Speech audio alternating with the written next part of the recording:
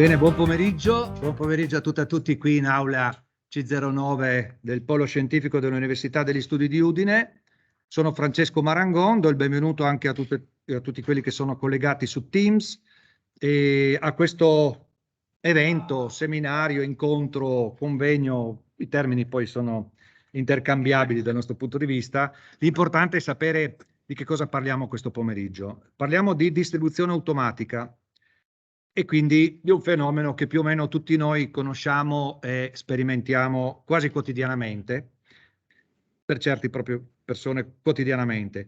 Lo abbiamo organizzato questo evento come Università degli Studi di Udine, in particolare un gruppo di ricerca del Dipartimento di Scienze Economiche e Statistiche, formato oltre dal sottoscritto, sono Francesco Marangon, io insegno varie cose, ma tutte legate un po' all'economia e alla sostenibilità, da economista agrario. Assieme a me c'è la professoressa Stefania Troiano e assieme a noi due c'è come gruppetto di ricerca che si occupa di questi temi come economisti agrari, agroalimentari, e il dottor Alberto Bertossi, su cui non dico molto anche perché essendo uno dei relatori avremo modo di dire qualcosa, lui stesso ci racconterà la sua esperienza al momento dell'intervento, che chiuderà questo pomeriggio. Abbiamo fatto una piccola inversione di interventi fra Alberto e Eleonora. Bene, allora la distribuzione automatica verso il 2030, per chi si interessa a certi argomenti, già è una parte di titolo che indica qualcosa di ben preciso, ma mi pare anche corretto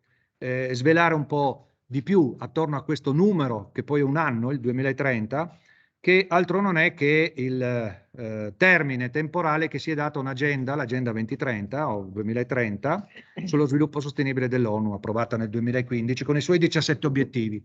Questo collegamento per noi è molto importante anche perché questo evento si colloca, anche quest'anno l'Università di Udine ne ha organizzati alcuni, all'interno del cosiddetto Festival dello Sviluppo Sostenibile 2022, organizzato dall'Alleanza Italiana per lo Sviluppo Sostenibile, e che oggi proprio vede l'ultima giornata del periodo canonico dei 17 giorni, iniziati il 4 di ottobre, se non ricordo male, giusto, e che conclude oggi. Ma ci saranno anche altri eventi dopo e ci sono stati anche alcuni eventi qualche giorno prima. Quindi il Festival dello Sviluppo Sostenibile dell'ASVIS, che è un'organizzazione no profit italiana a cui aderiscono tanti soggetti di vario tipo. Tra questi soggetti che aderiscono all'ASVIS c'è anche la RUS, cioè la Rete dell'Università per lo Sviluppo Sostenibile. Nella locandina, adesso torno così meglio, nella locandina in alto c'è anche il simbolo di questo network che raggruppa praticamente tutte le università italiane, oggi come oggi siamo oltre 80, fra cui l'Università degli Studi di Udine, dal 2016, proprio con l'intento di rafforzare all'interno dell'università, prima di tutto, è quello che stiamo facendo in questo momento anche, ma anche nel ruolo che l'università ha nei confronti del territorio, del contesto in cui le università italiane sono inserite, appunto di promuovere il raggiungimento degli obiettivi dello sviluppo sostenibile. Fra i marchi, altri di loghi che sono indicati nella locandina che presenta l'evento saranno via via palesati dai relatori, quindi vi permetteranno di non entrare su questi altri loghi, anzi perché sono proprio i temi di cui anche loro parleranno, quindi non dico più di tanto, ma uno ci tengo molto a dirlo, anche perché vede coinvolti diversi delle persone che sono a questo tavolo e anche Alberto che è collegato online, e cioè Anima Impresa. È un'associazione, per chi non la conoscesse, qui ci sono diversi studenti e studentesse del corso che sto tenendo in Scienza e Cultura del Cibo, a cui ho già parlato di questa realtà, ma lo dico anche per chi ci ascolta e per chi ha raggiunto questo evento per la prima volta, conoscendoci per la prima volta. È un'associazione no profit nata una decina di anni fa, poco più, che ha sede qui a Udine, anzi a Tavagnacco a dir la verità, giusto? Martignacco, pardon, ma è un'associazione locale che raggruppa imprese, professionisti, ricercatori, come nel nostro caso il mio di Stefania. È un'associazione che è proprio orientata all'interno del grande tema dello sviluppo sostenibile a promuovere tutto ciò che ha a che fare con lo sviluppo sostenibile nel mondo delle imprese e delle professioni. Diciamo, la faccio breve così, potete cercare online informazioni su questa associazione.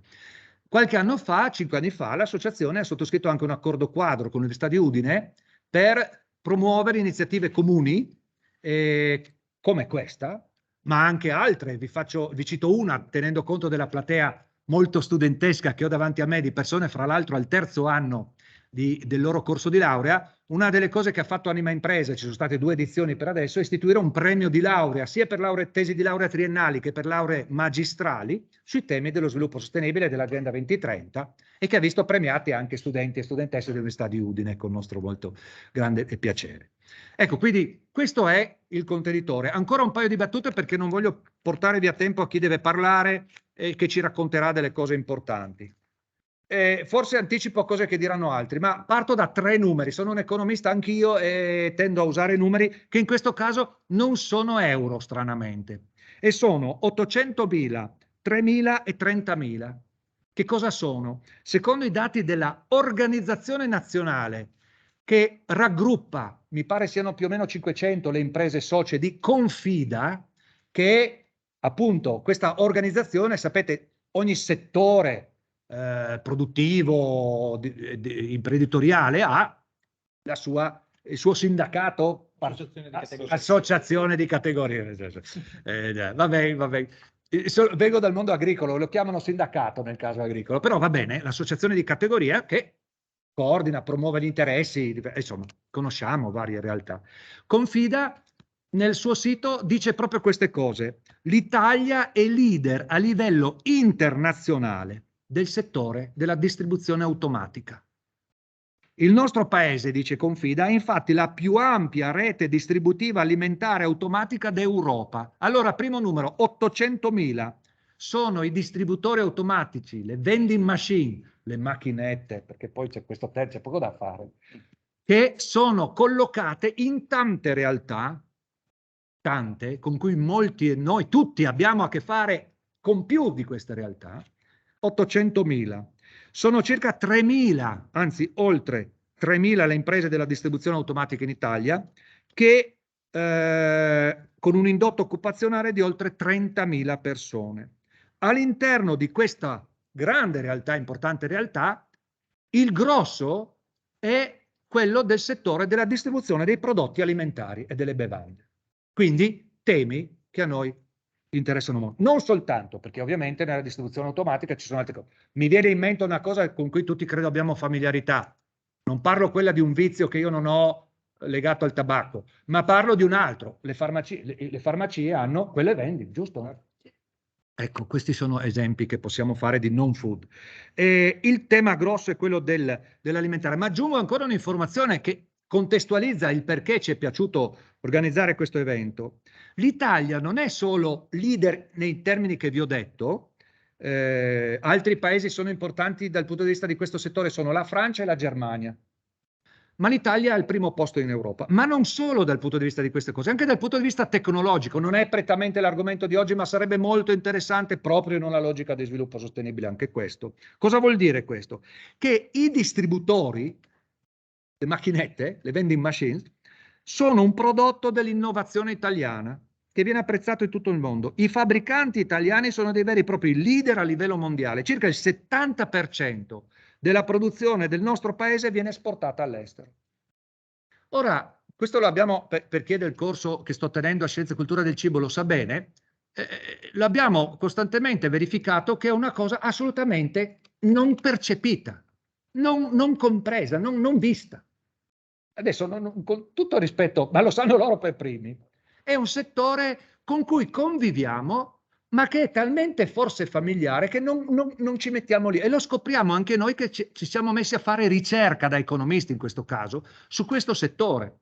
Ne parliamo nei convegni nazionali e anche internazionali, se ne parla poco. È quasi una scoperta di questo aspetto. Allora, oggi parlarne e parlare di un qualcuno che va nelle università, siamo qui, nelle scuole, negli ospedali, nelle stazioni, negli aeroporti e via di questo passo. È diffusissimo e non ragionarci su e invece capire cosa si sta facendo di molto interessante a questo proposito, secondo noi è una cosa molto importante. Chiudo con una cosa un po' antipatica, se volete, ma che ho già citato e mi piace citare. Purtroppo non ho recuperato uno dei testi dove ho letto questa cosa. Romanzi, io amo leggere noir, polizieschi, italiani, mi diverto, mi rilasso. Tipicamente scena raccontata, che poi la vedete anche nei TV movie che trovate Allora c'è la incontro fra persone dell'ufficio, no? Il commissario, quel che è, dice: senta, a chi è? Vieni con me a bere un caffè. Non sarà mica di macchinetta, non vorrei mica avvelenarmi. Ok? Questo è l'immaginario da letteratura, da film, da video. Allora, capite che per loro questa è una questione molto importante. Sono diffusissimi, sono importanti, e oltretutto l'immaginario collettivo lancia questi messaggi. È paradossale. Invece c'è un mondo tutto da scoprire che adesso andiamo, assieme ai nostri ospiti, a scoprire. Il primo relatore è, come vedete, Gian Pietro Vallorani. Gian Pietro è anche scrittore. Questa la sapevo io che non l'avevo mai detto. Secondo voi uno che si mette lì, scrive e pubblica un libro non è uno scrittore?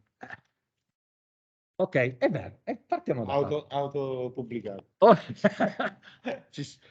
Allora, è un imprenditore del settore della distribuzione automatica, guida in prima linea qualcosa di cui però adesso ci parlerà lui. Prego, a te la parola. Mi alzo in piedi perché... E grazie per essere venuto. Grazie. Perfetto, grazie.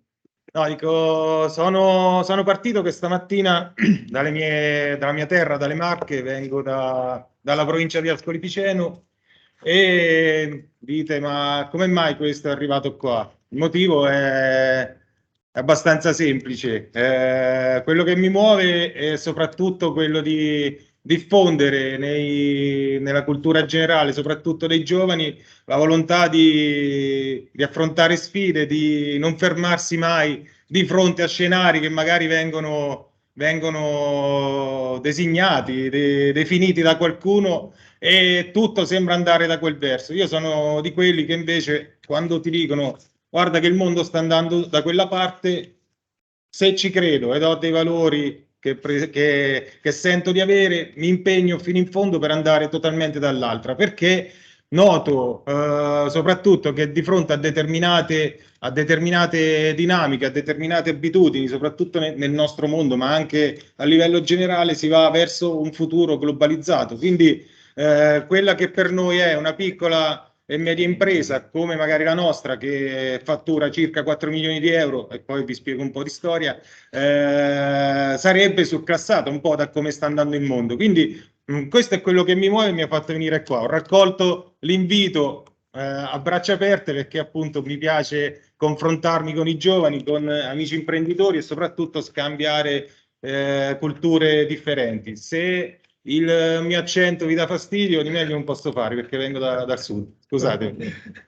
Apro in pratica raccontandovi un po' la mia storia. Prima dentro l'azienda di famiglia, perché la mia azienda in cui lavoro è stata fondata dai miei genitori e all'interno oggi i soci siamo, oltre a me e i miei genitori, c'è anche mio fratello. Quindi una famiglia che viene su, che è un po' la storia di molte imprese in Italia, perché molte sono familiari. Mio padre all'epoca iniziò l'avventura facendo l'ambulante di bibite, quello che il camioncino, il bibitaro, non so se da voi c'era l'usanza, che consegnava le bevande a domicilio. Poi un giorno ebbe un'intuizione che poi racconto spesso, rispetto a quel lavoro dove i soldi magari non entravano subito perché qualche cliente aveva l'abitudine di segnare, no? Ti dicevano segna che ti pago la prossima. Ebbe l'intuizione di installare un distributore automatico e si accorse che poi cambiava un po' lo scenario, perché nel distributore se tu vuoi consumare paghi, quindi in sostanza aveva risolto il problema degli insoluti. Allora da lì si è un po' evoluta la storia e da quel lavoro ha iniziato ad installare distributori inizialmente da solo, poi è andato in società. Quando è uscito il socio nel 98 sono entrato io in azienda e da lì è un po' partita l'avventura mia dentro l'azienda, per poi raccogliere quella di mio fratello che è avvenuta 3 anni dopo l'ingresso e via via ci siamo evoluti. Quindi da quella che prima era una realtà territoriale, soprattutto che lavorava e operava nella provincia di Ascoli Piceno, via via siamo andati a crescere con le province nelle Marche e poi nel vicino Abruzzo, però sostanzialmente ci siamo allargati ed oggi il territorio va da Vasto, che è nel profondo Abruzzo, fino a Cesena, che è Bassa Romagna. Quindi questa è un po' la mia storia dentro l'azienda. Non pago in pratica succede che scoppia la pandemia, quindi nel 2020 sapete tutti quello che è successo. E ritrovandomi dentro, non dico senza far niente, perché poi noi non ci siamo fermati completamente, ma abbiamo avuto una grossa interruzione. Ad esempio, noi serviamo l'Università d'Urbino, quindi i vostri colleghi, e lì è un po' quello che è avvenuto qua, quindi tutto bloccato, strutture ospedaliere bloccate, aziende ferme con la produzione. Allora rifletto e parto un po' da quello che era un nostro limite, cioè nel momento in cui ci trovavamo davanti a un accordo che potevamo fare con un'azienda per dare copertura a livello Italia, ci dicevano no, voi siete troppo localizzati, non potete servirci a livello nazionale. Quindi da lì dico, vabbè, adesso che faccio? Adesso io devo cercare di trovare chi la pensa come me. Quindi che faccio? Inizio a scrivere, ogni mattina scrivevo, alla fine sono arrivato a scrivere sto cavolo di libro, che per arrivare per arrivare a parlare un po' agli imprenditori come me che avevano lo stesso problema, cioè operavano in un territorio localizzato e magari non avevano questa opportunità, cioè nel momento in cui si trovavano una trattativa a più ampio raggio erano tagliati fuori. Quindi scrivo questo libro e lo autopubblico. Naturalmente vedete che l'ho presentato il 31 luglio 2020, l'ho finito di scrivere verso aprile, il tempo tecnico di tradurlo in italiano ed è stato poi pubblicato. Quindi quei mesi d'attesa sono stati poi figli di una revisione che è stata fatta. Dal libro inizio poi. Che faccio? Lo spedisco ai vari imprenditori che avevo preselezionato, ad esempio Fabrizio che ascolteremo dopo, preselezionato, avevo visto, dico guarda chi è che magari trovo un po' in Italia che rappresenta la propria regione. Allora CDA di Catalan era una di queste, poi spedisco un altro libro a Napoli, un altro a Nesca, insomma, hai buttato sì, Nesca. ma era figlia di una strategia studiata a monte, perché poi nella mia evoluzione imprenditoriale a un certo punto mi sono avvicinato molto al marketing a risposta diretta, quindi ho fatto un po' tutta una strategia elaborata a monte, no? Dicono guarda, nel momento in cui vuoi renderti un po' più visibile, la prima cosa scrivi un libro. Dico vabbè, scrivo sto libro e quindi in sostanza sono partito da lì, spedisco questi libri, via via arrivano e qualcuno si avvicina e che succede? Succede che a dicembre, adesso tra un po' lo vediamo, dopo che c'è stata l'estate, che il Covid si era fermato, ritorna a dicembre e riesplode un'altra volta la seconda ondata. Allora comincio a dire dai ragazzi, muoviamoci. Quindi vado a raccolta di questi imprenditori e li inizio a radunare in queste call, no? Che anche oggi stiamo facendo, cosa che prima era utopia. Anche qui quando mi hanno invitato mi hanno detto che fai ti colleghi? No, vengo perché siamo stati fin troppo tempo davanti al PC. E da lì nasce un accordo con questi imprenditori raccolti per l'Italia e li mettiamo in rete. E io non sapevo, quando ho iniziato questa attività, questa strategia o questa missione, non sapevo nemmeno cosa fosse la rete, quindi non sapevo che esistesse un modello di impresa chiamato rete. Chi di voi magari ha avuto finora a che fare con qualche rete in qualche parte, quelle dei campi da calcio, però dico qualcosa in ambito professionale che avete conosciuto con le vostre esperienze? Nessuno, quindi oggi sentite il primo scemo che parla di rete. Quindi avevo capito tramite un avvocato che tutto quello che volevo fare si poteva tradurre come rete e sostanzialmente abbiamo trovato questa forma giuridica. Da lì ci incontriamo a giugno, primo evento, capiamo che la nostra anima era innovativa e sostenibile perché poi veniamo da tante imprese, tante storie di famiglie molto uguali e simili che avevano uno scopo comune, quindi la volontà di crescere nel proprio territorio andando un po' ad accelerare quelli che erano processi di crescita, perché nel momento in cui ogni attività te la svolgi per conto tuo, ovviamente hai bisogno di uomini di certe evoluzioni e sperimentazioni che poi ti portano a fare errori su errori su errori. Quindi abbiamo detto, ma qual è la cosa più facile da fare? Confrontiamoci. Se io sono andato contro quel muro e mi sono spaccato la testa, non ci andare perché ti spacchi la testa. Quindi in sostanza tutto questo ci ha portato ad accelerare. Ci siamo trovati nel primo evento a giugno, del 25 giugno del 2021, proprio nella mia terra, cioè praticamente l'anno dopo la presentazione del libro, abbiamo fatto un primo evento. Anche lì c'era un docente universitario, Frontoni Emanuele, non so se è noto nel vostro ambito, è un marchigiano, lui lavora soprattutto dal punto di vista dell'innovazione, intelligenze artificiali, eccetera, eccetera, sviluppa tutti questi temi. Quindi ha fatto un evento tarato su quel filone, e in più c'era ospite Massimo Folador, che è un promotore un po' dello sviluppo sostenibile. La coincidenza volle che ancora Fabrizio ne era entrato in rete, Massimo viene da me, quindi in questa foto non la vedete, e mi dice: leggiti questo libro prima che ci vediamo, che è un po' quello che regaliamo a tutti. Guarda caso, vado a leggere questo libro di domenica, che avevo litigato con la mia compagna, mi sono messo a leggere il libro perché stavo da solo. Allora a un certo punto mi trovo una testimonianza di Fabrizio Cattelan. Cazzo, scusate, questo no, scusate. Beep.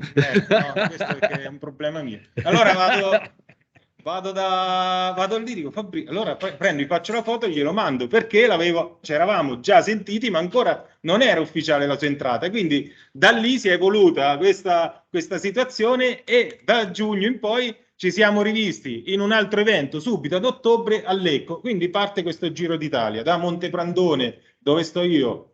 Anzi, vi dico il nome proprio del mio paese, che è una frazione di Monteprandone, 100 Buchi, cioè un nome un po' strano, 100 Buchi. Quindi da 100 Buchi parte questa rivoluzione, e dopo il primo evento ci troviamo a Lecco poi per il secondo evento. L'abbiamo fatto all'insegna del recupero, quindi abbiamo parlato di alcune politiche di recupero di materiali, di imballaggio. Prima parlavamo con Eleonora, che è il braccio destro, anche se siete alla sinistra, di Fabrizio, e diceva che nella loro azienda ogni anno 9 milioni di bicchieri, 19 scusami, 19, no, stavo a pensare ai miei, loro perché sono più grandi, 19 milioni di bicchieri vengono poi consumati sui distributori automatici. Quindi ci sono in atto dei sistemi appunto per evitare un impatto minore a livello ambientale, quindi rendersi sostenibili dal punto di vista ambientale. E quindi abbiamo fatto questo evento a Lecco, nella terra dei promessi sposi, e l'abbiamo chiamato Recuperiamo. Passano pochi mesi e ci troviamo da Fabrizio, e lì abbiamo conosciuto un po' la realtà dell'Università di Udine, perché c'era Bertossi, il professor Bertossi, che è collegato in remoto, poco dopo interverrà, ed ha partecipato a questo magnifico evento organizzato dalla CTA di Fabrizio Cattelan e della sua famiglia, perché anche qui parliamo di famiglia, ed è stata un'esperienza bellissima. Vedete questi gruppetti che piano piano crescono, no? Ogni volta ne eravamo qualcuno in più, e anche qui ci ha fatto una grande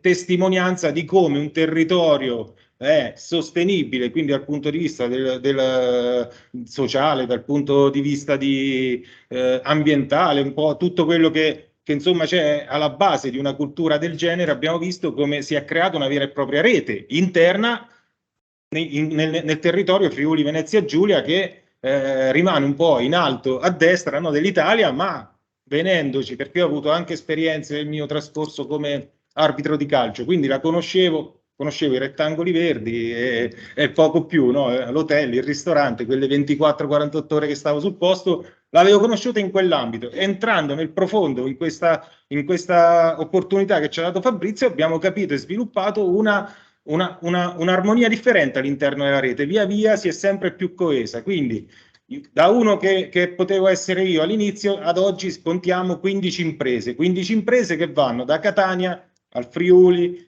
andando in Liguria, passando tornando in giù nel napoletano, in Calabria. Praticamente siamo riusciti a raccogliere un po' quasi tutta Italia dentro a questa rete di imprese, e si sta creando una bella situazione che ogni giorno ci stimola poi a fare sempre meglio, a cercare di portare avanti la crescita della piccola e media impresa, che magari poteva essere destinata, non dico a soccombere, ma la maggior parte dei nostri colleghi o vendono o vendono a un certo punto, no Fabri? Spesso è così, perché non riescono a stare dietro a tutta l'evoluzione che c'è nel nostro mondo. Quindi rendendoci coesi siamo andati sempre più verso questo obiettivo e questa direzione. Allora, quando nel luglio 2020 vado nel mio territorio, perché poi parte al mio territorio come simbolo, no? Ve l'ha mostrato prima il professore Marangoni. No, ce l'ho, tanto me li autopubblico, non è... allora, me li stampo da solo. Quindi vado nella villa rappresentativa del mio territorio, che è Villa Nicolai, e noto che all'interno di questa villa c'era un bosco che alla fine era un anfiteatro naturale che si prestava un po' a tutta questa presentazione, a tutta questa scena che volevo portare avanti. A un certo punto decido di fare questo evento lì e prendo il libro per presentarlo, cioè non sono abituato a presentare il libro, ogni tanto no, leggevo un pezzo. Il libro parla di marketing, vendite, di controllo di gestione, controllo della parte della qualità. E poi alla fine l'ultimo capitolo parte e fa un lancio di quella che era l'idea di rete. Cioè, dici perché questa rete di imprese si chiama Eora? Perché io in sostanza da un paio d'anni, 2 anni e mezzo, dopo un corso che avevo fatto a Roma, ho preso un'agenda e ogni mattina mi alzo e scrivo i pensieri del giorno. Possono essere molteplici, quindi in quel momento il filone era quello di portare avanti una rivoluzione, no? Che era quella che poi si è compiuta strada facendo e tuttora in corso. E allora comincio a scrivere, vi leggo qualche pezzo perché non mi metto a leggere il finire, no? Però tutto il libro. Quindi faccio, è ora che l'imprenditore, la piccola e media impresa del campo della distribuzione automatica si svegli, è ora che si informi, è ora che si formi, è ora che inizi a credere in se stesso, nella propria azienda e nella missione che ha avuto. È ora, è il comando. Insomma, mi autocarico da solo, sapete i scemi che si autocaricano da solo? Ok, arriva alla fine, ci interessa chi entra e rispetta le nostre regole, le regole di un settore etico, sostenibile e sicuro. È ora di partire, è ora di agire. Quindi, com'è che si chiamerà sto video? È ora. E da lì, dopo che l'ho inviato, no, che dice, i nomi hanno una storia, dice, ma questo è che ha messo nome ora sta rete, no? Perché avevo scritto questo libro e alla fine era un po' quello il messaggio che voleva dare e quindi si aggancia un po' a tutto il discorso. Faccio questa presentazione, come vi ho detto poco fa, e parte poi tutto l'iter con le meet. Inizio il 21 dicembre, mi ricordo, c'è qualche storia, poi se dopo volete anche il mio profilo Facebook, LinkedIn aperto, ve le leggete, se volete ve le leggete le curiosità. Mi collego 15 minuti di anticipo, dovevano partecipare in 10 da solo. Oggi faccio un flop pauroso. A un certo punto si cominciano a accendere queste lucine di 1, 2, 3, pieno, aveva fatto il pieno, quindi era esattamente l'11 dicembre 2020 che era la prima call e da lì in poi abbiamo condiviso le regole e le strategie per arrivare poi al 20 febbraio, come vi ho detto prima, a sottoscrivere un accordo con le prime 7 aziende. Le altre 3, quando hanno capito che qua si faceva sul serio, che era un'altra storia rispetto a chi voleva magari entrare per vedere un po' come andava, ma determinate regole che avevamo dato erano abbastanza stringenti, hanno detto no, ferma, qua siamo al bivio. E quindi 7 selezionati all'inizio l'hanno poi iniziato per poi via via aggiungere tutti gli altri. Quindi anche qui con la tecnologia, e quindi il messaggio è questo, un po' quello dell'apertura, anche in questo caso lo riprendo. Quando magari ti trovi un po' all'angolo, dici come faccio? Faccio questo, inizio con una call, sto chiuso, le aziende stanno chiuse, ci sono i problemi. Iniziamo ad avere dimistichezza con i PC, tutti educati ad utilizzare il PC, presentazioni fatte, che alla fine io faccio molto, poi tra un po' ve lo dico, molto marketing e vendite, quindi vendere in diretta a un altro imprenditore non è stata una passeggiata, che però la motivazione mi spingeva a dire vai, vai, vai, e arriviamo a sottoscrivere quell'accordo che anche qui prima parlando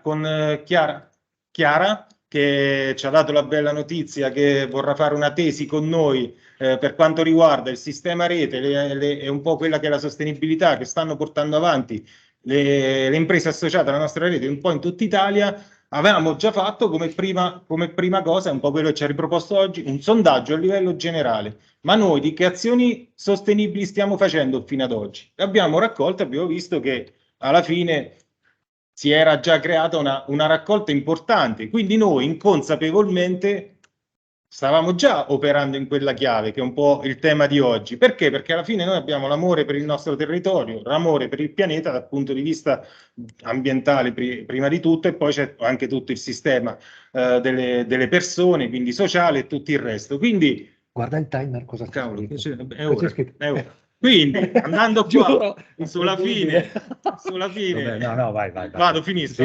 Sì. Partito, gliel'ho detto a presto, Sì, mi date hai l'orologio e che io me ne passo. Ma vabbè, ma hai influenzato il mio timer, è diventato ora. Sono sconvolto, vai.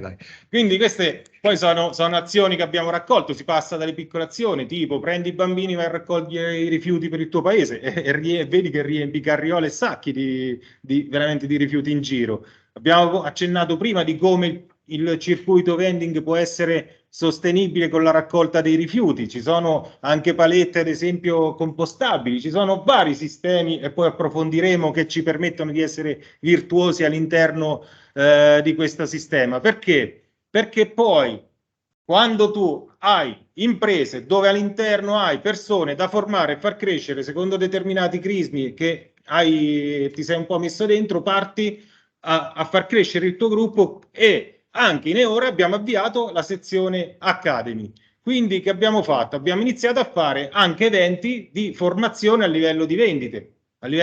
Quindi ci siamo ritrovati anche qua di vendite e marketing, ci siamo ritrovati a Pescara, vedete i nomi sempre d'attacco, no? Poi siamo andati a Bari, quindi andiamo incontro e vedete il gruppo che cresce. L'ultimo evento, giusto la settimana fa, ci siamo trovati in Lombardia, in Evoca, che è il più grande costruttore di distributori automatici in Italia, e oltre a farci vedere un po' come funziona tutto il livello produttivo nella propria azienda, ci ha permesso di vedere tutto ciò che è innovazione all'interno poi del loro settore. Quindi vedete questo gruppo che cresce e sostanzialmente stiamo andando dritti verso la formazione, la condivisione. In questo caso lancio Fabrizio perché da poco è partita la loro Academy.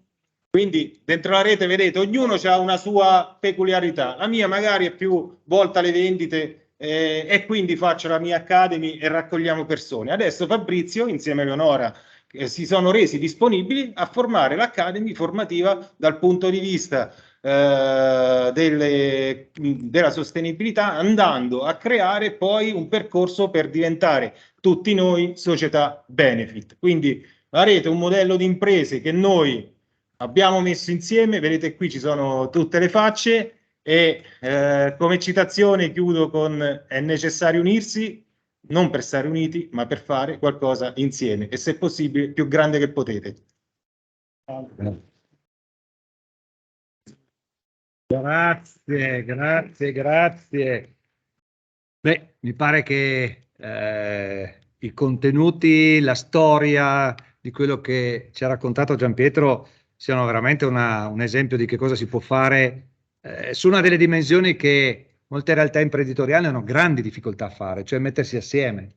Noi, il corso che stiamo facendo, stiamo entrando proprio su questi argomenti, in cui nel corso che tengo io parliamo di imprese, e la visione tradizionale dell'economia è che le imprese sono solo capaci di competere fra di loro, cioè di scontrarsi, di farsi appunto competizione invece c'è una realtà che non esclude necessariamente, cioè non è neanche tradizione, è un qualcosa di innovativo molto interessante. Lo strumento formale è la rete di imprese, avete sentito, in un settore così particolare come quello del vending.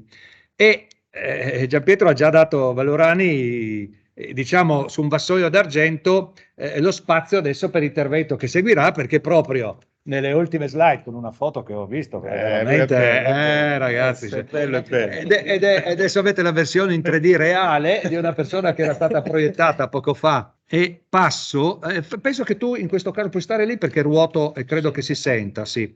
Allora, apriamo le slide, passo la parola a Fabrizio, no, stai pure. Cattelan, che avete sentito, è CEO, cioè sarebbe amministratore delegato? Ok, facciamolo in italiano, della società di distribuzione automatica CDA di Talmassons, quindi passiamo alla realtà della nostra regione ad una delle aziende che fa parte della rete. Adesso scusatemi, intanto Fabrizio ti passo la parola intanto che faccio le manovre per chi ci ascolta. Buon pomeriggio a tutti. Come è già stato premesso, io sono Fabrizio Catelan, sono il titolare di un'azienda di famiglia nata nel 1976, che quindi si occupa di distribuzione automatica, quindi la mia età anagrafica, io sono del 75, non posso averla fondata io, quindi l'ha fondata il papà.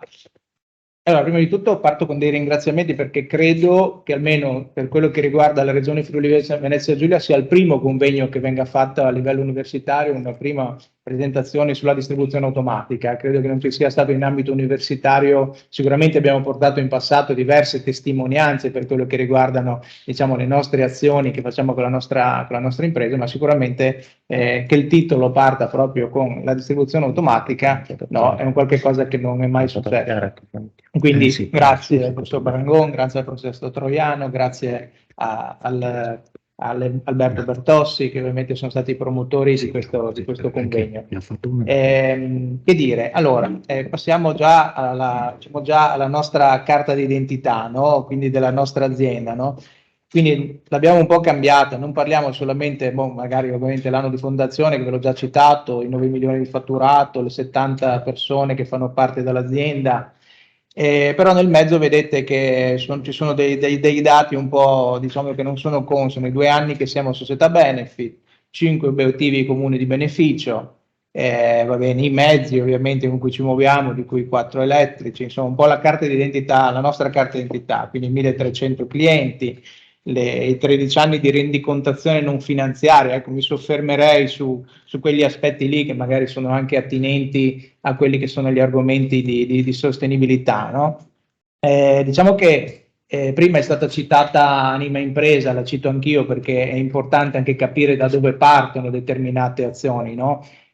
Tutti voi conoscete gli aspetti di corporate social responsibility, sicuramente ne avete sentiti parlare in più occasioni. Quindi spesso e volentieri che cosa accade? Che qui in tante regioni, come per esempio anche le società che fanno parte della rete di Eora, capita che fanno delle azioni sostenibili, oppure come la chiamo io tante volte, fanno una CSR inconscia, cioè fanno delle azioni di sostenibilità ma non le comunicano, oppure non ne sanno che tutto questo può essere un valore, che ovviamente è l'opposto di greenwashing, che magari ne avete sentito parlare in altre occasioni, quando qualcuno invece racconta per filantropia determinate azioni.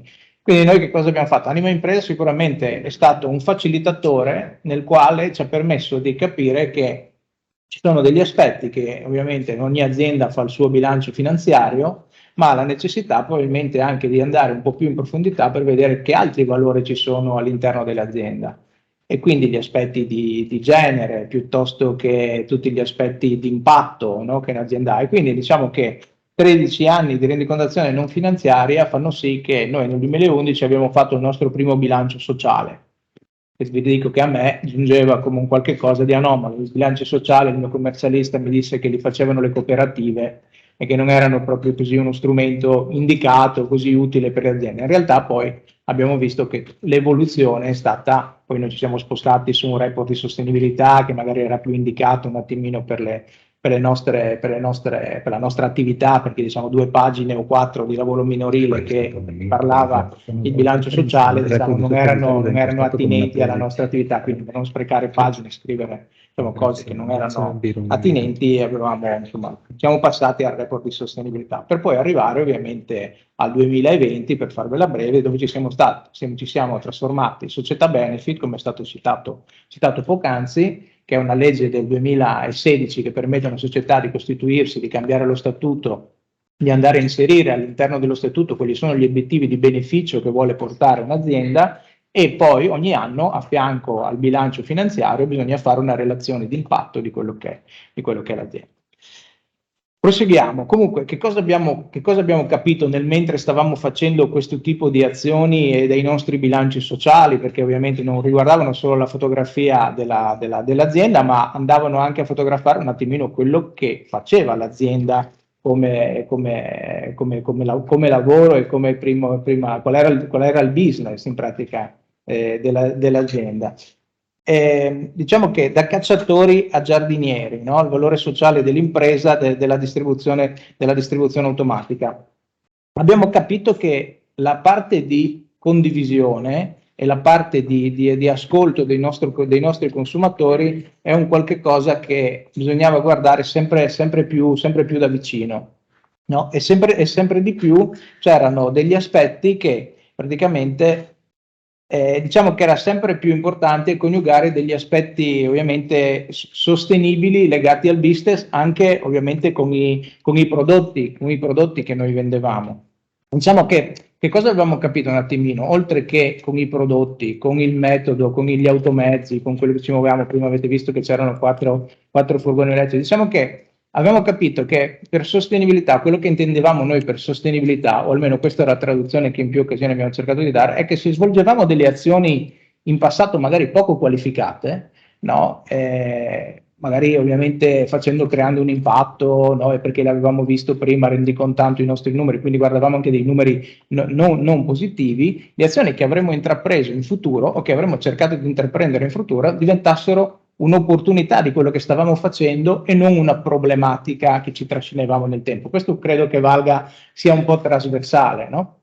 Poi per sostenibile abbiamo capito che sostenibile lo identifichiamo come un bene, come un qualche cosa di duraturo, no? Mi ricordo anche su un convegno che avevo partecipato anche una nota quando viene rilasciata da un pianoforte, più a lungo è e più è sostenibile, no? Quindi con un aspetto di questo tipo. Non era una questione, come c'è scritto qua, di filantropia, di tattica, ma capivamo che invece era dove si stava andando e dove anche un po' ci riconoscevamo per le azioni inconsce che avevo citato precedentemente. Quindi il mercato si trasforma, l'economia diventa circolare, quindi noi iniziamo a fare i nostri primi progetti dove vanno a toccare un attimino a 360 gradi, cioè per esempio sapete tutti che dalle macchine del caffè, che comunque sono il nostro core business, ci sono anche escono i fondi del caffè, per fare un esempio. E dicevamo, possibile che anche dai fondi di caffè non si possa tradurre in qualche modo e magari non diventi un qualche cosa di sostenibile. E prima, proprio passando in questi corridoi, c'ero venuto diverse volte al Dipartimento di Scienze Agrarie perché avevamo scoperto che i fondi di caffè si potevano trasformare in pellet e quindi potevano avere anche un potere calorifero. Quindi da un problema che era un residuo si trasformavano in risorse. Quindi iniziamo a lavorare su quegli aspetti lì, sui bicchieri di plastica, sul packaging, su tutte delle cose che potevano in qualche modo riguardare la nostra attività e come in qualche modo potevano avere, a seconda di come veniva interpretato l'utilizzo, una ricaduta positiva o più negativa. Quindi che cosa abbiamo anche capito? Che nel muoversi in questo ambito, no, prima cioè l'economia del cowboy, com'era l'economia del cowboy? Ce n'era per tutti, no? Cioè si poteva spaziare a 360 gradi, ce n'era in abbondanza, non c'era nessuna difficoltà, non si parlava di inquinamento oppure se ne parlava poco, diciamo che c'erano tutta una serie di aspetti dove e anche sotto un aspetto di consumi, no? Ce n'era per tutti, no? In realtà poi siamo passati invece, cambia completamente, siamo passati all'economia dell'astronauta, no? Dove le risorse sono poche, dove ovviamente dobbiamo andare a ottimizzare tutto quello che si fa, no? Quindi anche la nostra percorrenza con i mezzi che facevamo, l'installo della telemetria su determinate nostre apparecchiature per evitare di correre sul distributore automatico se magari non aveva l'esigenza, no? Quindi diverse azioni, io vi racconto solo alcune di quelle che appunto sono le azioni che portano solo per darvi ovviamente qualche spunto in merito. Cosa associate sempre al distributore automatico? Spesso noi veniamo criminalizzati, no? O in passato lo eravamo ancora di più, proprio come coloro che inseriscono all'interno delle macchinette dei prodotti che sono junk food. E ovviamente anche quello iniziava a essere una problematica che spesso venivamo riconosciuti come junk food, oppure come la citazione prima del professor Marangon, che il distributore automatico, la macchinetta fa un caffè pessimo o aspetti di questo tipo. Allora, partiamo da un presupposto che un distributore automatico è uno strumento di vendita, dipende che cosa ci vogliamo inserire all'interno, no? Prima sono stati citati alcuni prodotti che possono essere inseriti all'interno, però per fare un esempio io potrei inserire caviale e champagne, basta solo trovare qualcuno che desideri acquistarlo e che il prodotto sia giusto, no? Quindi faccio questo esempio per caso, non l'ho concordata questa del caviale e champagne, ma siamo boomer, poco manca, lui è un po' più giovane, molto più giovane. Quindi, e quindi che cosa cioè nel distributore automatico ci rendevamo conto che spesso e volentieri, insomma, inserivamo sempre i classici prodotti e qualche volta, appunto, nel momento in cui, diciamo, qualcuno ci ragionava un po' più da vicino sotto il contenuto anche di quei prodotti, diceva che ovviamente erano calorici, non erano salutistici, potevano portare all'obesità infantile nel momento in cui magari erano rivolti magari a delle scuole magari medie, piuttosto che anche se insomma non era prettamente il nostro target.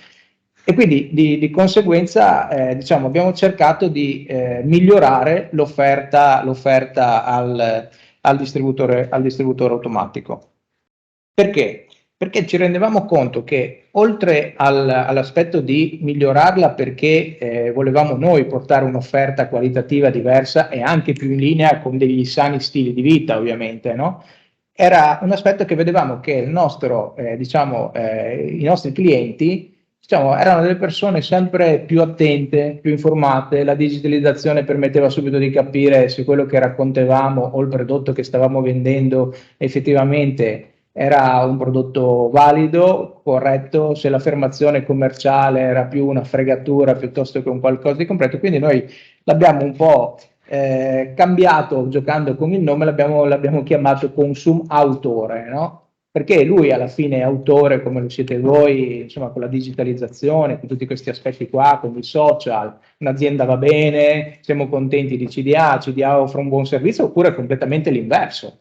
CDA, le macchinette non funzionano mai, sono vuote, sono guaste, quindi influenzano giornalmente la responsabile marketing a fianco a me, Eleonora, ogni giorno risponde su Facebook, su Instagram, insomma su tutte quelle che sono le interfacce che si possono mettere in contatto sull'azienda su varie problematiche che riscontrano i nostri consumatori, no? Piuttosto che invece anche qualche volta degli apprezzamenti che ovviamente fanno piacere sia per allietare la giornata, oppure qualche volta sono motivo di crescita nel momento in cui ci sono delle critiche per migliorarsi. Quindi noi li abbiamo giudicati consumatori, anche perché, tra virgolette, non sempre quello che comunica un grande brand poi è effettivamente il mantenimento della promessa, no? Quindi tante volte anche avere la possibilità di avere dei prodotti locali, magari poi toccheremo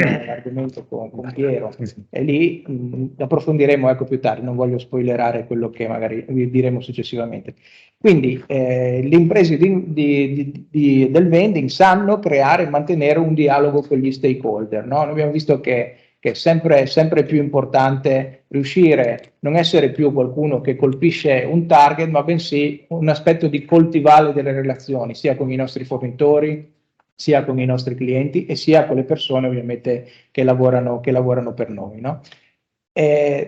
Diciamo che abbiamo capito sempre di più anche che le aziende vivono in uno stato di stretta interdipendenza con la comunità locale, no? Se da un lato offrono posti di lavoro, generano fatturato, forniscono anche dei contributi economici, dall'altro dipendono anche dalla qualità, ovviamente, della vita dei territori dove operano e anche dalla stabilità, perché se un'azienda si è inserita in quel contesto ed è cresciuto in quel contesto, forse è proprio grazie a quel contesto che è diventata quello che poi gli ha permesso di raggiungere ovviamente un'affermazione sul mercato. Quindi è corretto sempre in qualche modo fare in modo che ci sia una parte di restituzione di questo.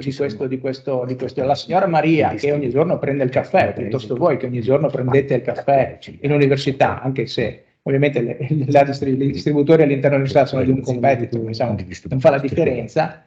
In che modo riusciamo a restituire parte di questo valore che ogni giorno ci viene dato, no? Perché il mero profitto, no? Come insomma fa parte anche degli aspetti di quello che è l'Agenda 2030, non è praticamente lo scopo finale di un'impresa. Un'impresa deve fare in modo di riuscire a creare valore condiviso.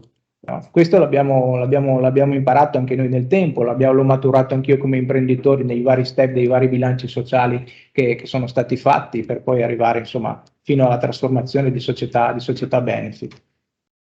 È ovvio che per fare la differenza, come ho detto prima, ci muoviamo attraverso le nostre persone, no? Il distributore automatico ovviamente non viene rifornito da un robot, ma viene rifornito da persone. Ovviamente gli aspetti anche tecnici di manutenzione sono delle persone, e quindi qui vedete una foto del nostro 40° che si è svolto 6 anni fa esattamente, no? Quindi sono qui è una foto dei nostri collaboratori.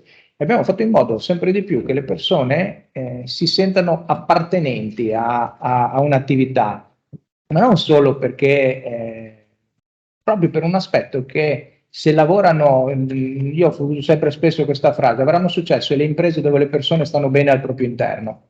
No, è una frase che uso molto spesso e su questa ci ragiono, e anche faccio delle iniziative insieme all'Eleonora, studiamo delle iniziative affinché questo sia veramente vero anche per l'azienda che rappresentiamo. Non è sempre facile, qualche volta ci riusciamo, qualche volta un po' meno, mettiamo in campo diversi strumenti di welfare affinché appunto le persone possano vivere l'azienda come un qualche cosa che gli appartiene anche a loro e non è solo. Quindi non chiamiamo più dipendenti le nostre persone, ma riteniamo che siamo noi che dipendiamo ovviamente dal lavoro che ognuno di loro svolge. Ecco. Quindi anche questo, perché anche l'omino delle macchinette che vedete voi quando è qua all'università, perché è un acronimo che spesso viene utilizzato, no? È un qualche cosa che viene utilizzato spesso. Ovviamente a seconda di come si relaziona anche con voi nel momento in cui perdete un prodotto, magari è rimasta inceppata una merendina, ovviamente la prima cosa è sicuramente un calcio al distributore, ma magari non scende, no? Magari non scende, quindi avete bisogno che questo vi venga restituito. A seconda di come si pone nei vostri confronti, no, può essere simpatico, antipatico, scorbutico, aspetti di questo tipo. Questi sono quei valori che prima citavo e che magari tocchiamo sui bilanci sociali, su quegli aspetti lì, dove ovviamente spesso e volentieri una battuta che faccio spesso io è: come facciamo a valutare quanto vale un sorriso? Ovviamente non è misurabile, però è fondamentale ed importante in determinate situazioni. No? Immaginatevi, spesso porto questo esempio, quando siete magari, sfortunatamente capita di andare ovviamente in ospedale, speriamo di no, insomma, oppure quando siete di fronte a uno sportello pubblico.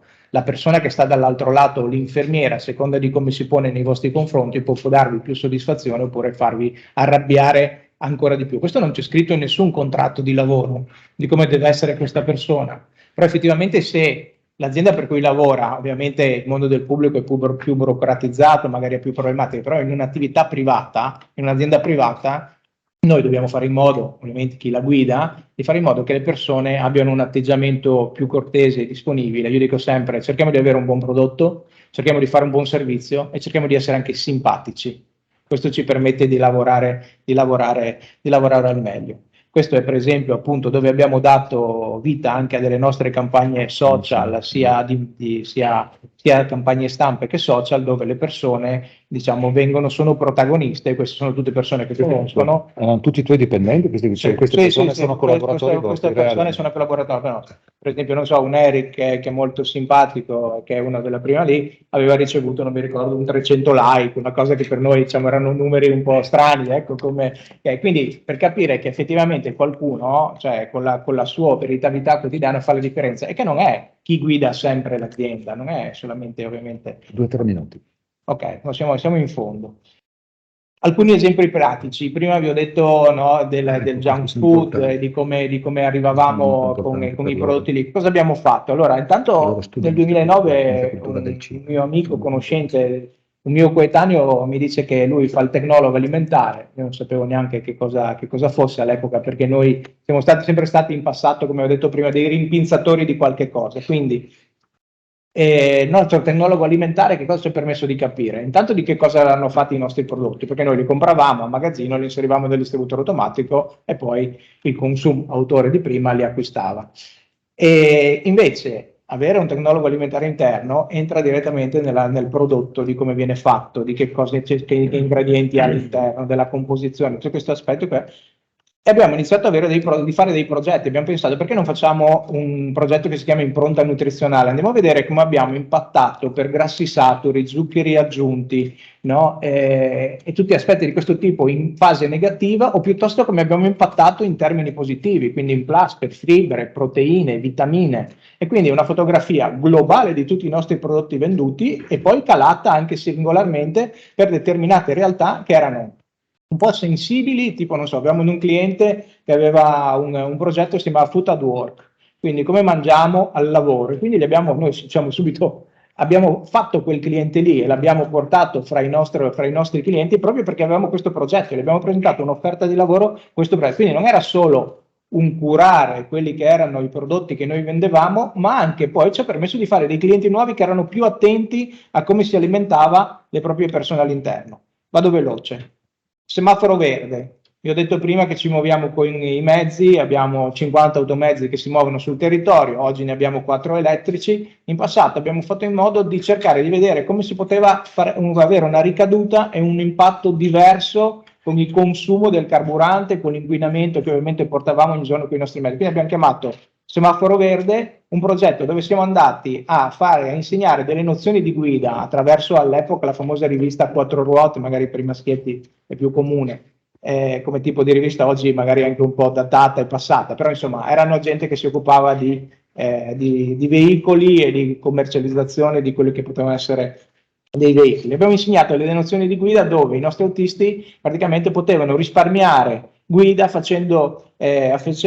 adottando una guida consapevole, no? Dove potevano staccare il piede dalla rotonda, prima in prossimità di una rotonda staccare il piede dall'acceleratore in modo da arrivare con quello che era già prima il consumo effettuato precedentemente. In 6 mesi, e cosa abbiamo fatto? Il 60% del beneficio per renderlo incentivante andava in busta paga loro e il 40% rimaneva in azienda. C'è chi in 6 mesi ha preso 600 euro in più in busta paga per il risparmio che aveva generato con il suo mezzo. E ovviamente noi abbiamo portato una riduzione del 9% del carburante consumato a parità di chilometri dell'anno precedente. Quindi queste sono delle iniziative, no, che avevamo messo in campo, e quindi creiamo valore sociale, ambientale e per il personale, quindi ci sono diverse azioni, quindi in pratica abbiamo cercato sempre di più di capire dove potevamo agire con questi tipi di strumenti. La mia presentazione è conclusa e vi ringrazio.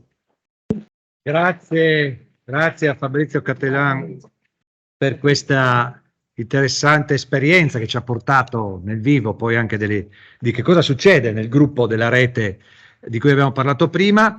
Quindi abbiamo svelato, e avete sentito dalla viva voce di un protagonista, un altro dei loghi della nostra iniziativa, cioè CDA. Poi ci sarà anche una ripresa. Adesso facciamo una pausa, usciamo un attimo dalla distribuzione in senso stretto, però avete già sentito due cose. Una che non c'entra con quello che mi pare almeno, non lo so, è stata più volte citata dai due relatori che hanno parlato finora l'espressione società benefit. Ecco, non è un tema, sarebbe da sviluppare. La scorsa settimana c'è stato un grande evento in tutta la regione, in tutti i 4 ex capoluoghi di provincia, Trieste, Pordenone, Udine e Gorizia, tutto dedicato su questo tema delle società benefit a livello internazionale, vengono dette B Corp. Da pochi anni anche in Italia è riconosciuta questa possibilità. Vuol dire che, sempre temi che stiamo affrontando per chi fa il corso con me, che l'impresa esplicita a partire dal suo statuto proprio il fatto di dire: io sono una società for profit, ne abbiamo parlato proprio oggi a lezione, quindi è il mio obiettivo questo, ma ci affianco anche cose di altro genere, soprattutto in una logica di sostenibilità ambientali e sociali. Questa è la logica delle società benefit, di cui CDA è un esempio concreto. L'altra cosa che ha detto a questo proposito: diventare questo significa anche impegnarsi a fare dei rapporti per dire com'è che sta andando questa dimensione oltre al profitto, dato che la metti addirittura nel tuo statuto. Misurati, valutazione di impatto. Nell'uno degli eventi, quello di Udine della scorsa settimana, una collega dell'Università di Ferrara ha fatto un'analisi delle società benefit italiane e è andata a vedere circa il 40% fa le valutazioni di impatto. Quindi vedete, c'è scritto, la legge lo prevede, ma poi chi lo fa vuol dire che va avanti, ha capito il senso di queste cose. L'altra cosa, e questo passo la parola per non perdere tempo al relatore successivo, avete sentito, a un certo punto lui si è descritto nel passato della sua esperienza, della loro esperienza, come un soggetto che prendeva delle cose e le metteva dentro. Ora, queste cose vanno prese da qualcuno le produce, qualcuno le offre. Chiedo allora a Piero se può venire qui perché così evitiamo... Devo partire sempre io. Ah, lui va... Ah, ok, pardon.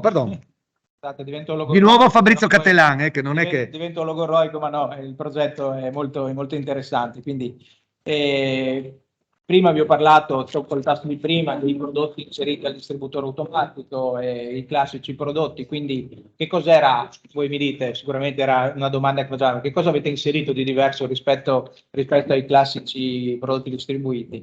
Allora, partiamo dal presupposto che in passato abbiamo creato delle collaborazioni col Montaglio, ancora lo yogurt da bere della latteria di Visinale, che ovviamente siamo in provincia di Pordenone, il Frico, che è un prodotto locale che sicuramente conoscete, croccante, quindi con Savio, abbiamo inserito lo Stracchino di Venchiaredo, cioè siamo andati a cercare dei fornitori che praticamente non erano dei classici fornitori che inserivano i loro prodotti nel distributore automatico, ma bensì era un qualcuno che faceva un prodotto e spesso e volentieri la confezione era di tipo familiare, quindi più da supermercato che non da distributore automatico, e siamo andati a stuzzicarli e che facessero in modo che fossero interessati al nostro settore, perché appunto il settore, come abbiamo detto anche prima, poco conosciuto della distribuzione automatica, ma che comunque fa dei numeri sempre più interessanti, no? Ovviamente avevamo andati a toccare appunto quali erano dei fornitori, quelli potevano essere avvicinati, quindi il caffè di Tavagnacco, la torrefazione, facciamo dei nomi, Oro Caffè di Tavagnacco, ovviamente sappiamo che il caffè viene fatto, viene prelevato diciamo dal più lontano da qua, ovviamente non è prodotto qua proprio per aspetti climatici, no? E quindi però volevamo utilizzare una torrefazione locale, quindi anche per dare valore sempre a un fornitore comunque del territorio. La stessa cosa vale per l'acqua dolomia o goccia di carnia che insomma usiamo all'interno dei nostri, piuttosto che un prodotto solubile che viene fatto a San Vito. Quindi siamo andati spesso alla ricerca proprio con la lente di qualcuno che poteva in qualche modo inserire dei prodotti lì, fino ad arrivare anche ovviamente alla Mela Iulia di Pommis, oppure ai panini che sono inseriti nel distributore automatico fatti con il pane del panificio di Porcia e i salumi di Morgante, che è un'altra azienda locale. Quindi abbiamo cercato sempre di più, l'intento era quello anche di creare un distributore automatico che fosse quasi prettamente con prodotti del Friuli Venezia Giulia. Quindi all'interno abbiamo fatto nascere uno studio all'interno della nostra azienda che andasse in quella direzione e andasse sempre di più a cercare dei prodotti che fossero locali, non diciamo a chilometro zero, perché il chilometro zero ovviamente ha una sua definizione, no? Però comunque che fossero in zona. Ecco. E da lì passerei la parola a Piero che ci parla ovviamente di questo prodotto nuovo che è nato quest'anno, no? Ed ha una collaborazione, diciamo che prima vi ho citato di nuovo Anima Impresa per farvi capire come tesse la rete Anima Impresa. L'incontro con Piero è nato perché Piero fa parte di Anima Impresa, ci conoscevamo perché frequentavamo lì, però non ci conoscevamo fino in fondo addirittura neanche sullo specifico di quello che era la sua attività, e quindi Anima Impresa ci mette vicino e fa in modo che si crei appunto questo prodotto che lascio la parola a Piero. Mi posso saltare? Sì. Un collegato. Se potessi stare lì però, di audio. Sì. Ah, perfetto. Era per te, Francesco, però se mi si... Piero Zerbin, Al microfono.